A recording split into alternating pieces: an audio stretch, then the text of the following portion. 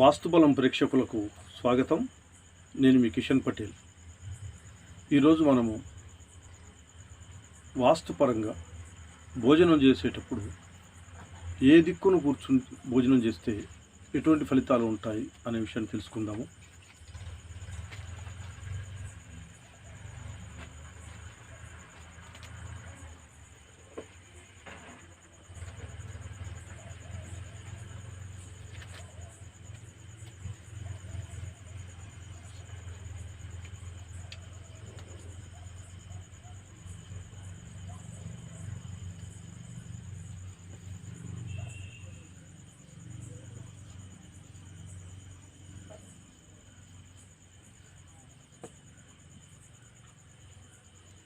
ఏ దిక్కును కూర్చుని భోజనం చేయాలి?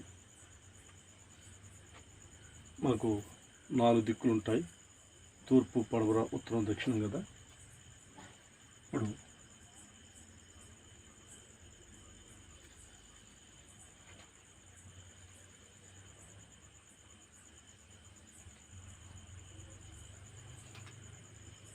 ఈ విధంగా తూర్పు,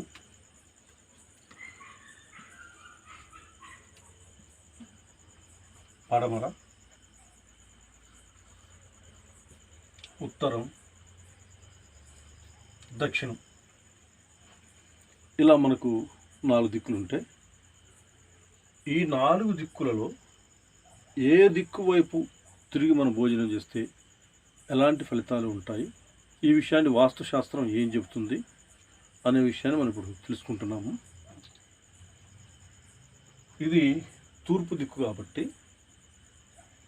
పడమర కూర్చుని తూర్పు ముఖంగా భోజనం చేసినట్లయితే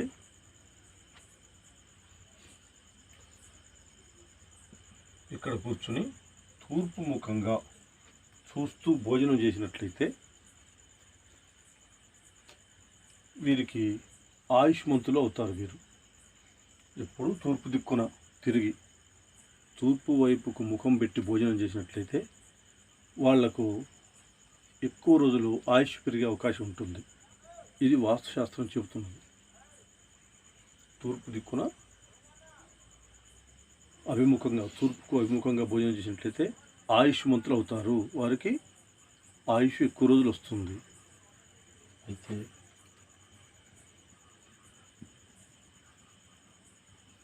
దక్షిణానికి అభిముఖంగా అంటే ఉత్తరంలో కూర్చుని దక్షిణం వైపు చూస్తూ భోజనం చేయాలి. ఉత్తరంలో కూర్చుని దక్షిణం వైపు చూస్తూ భోజనం చేసినట్లయితే వీరికి కీర్తి ప్రతిష్టలు బాగా పెరిగిపోతాయి.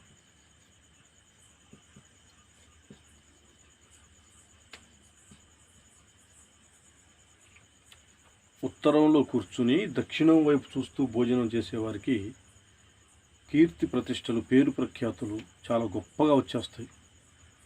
కాబట్టి దక్షిణానికి తిరిగి భోజనం చేస్తే ఇలాంటి ఫలితం ఉంటుంది అని వాస్తుశాస్త్రం చెబుతున్నది.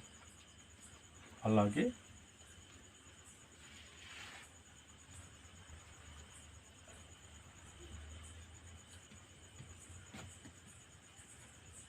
ఇక తూర్పులో కూర్చుని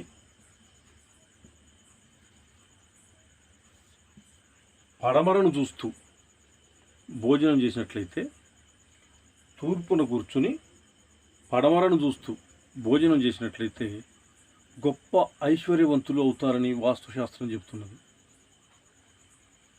తూర్పున కూర్చుని పడమర వైపు చూస్తూ భోజనం చేసినట్లయితే ఐశ్వర్యవంతులు అవుతారు వాస్తుశాస్త్రం ప్రకారం.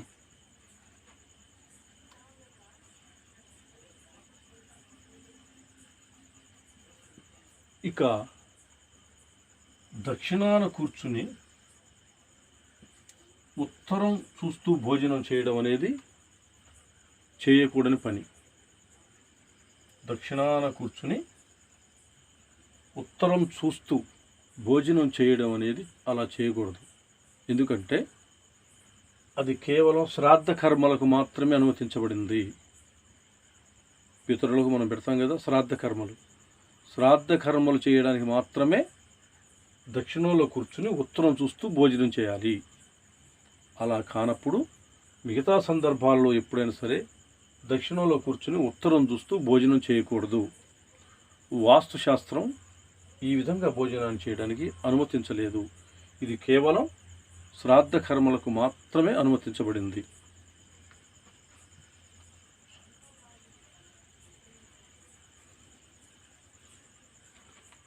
ఇకపోతే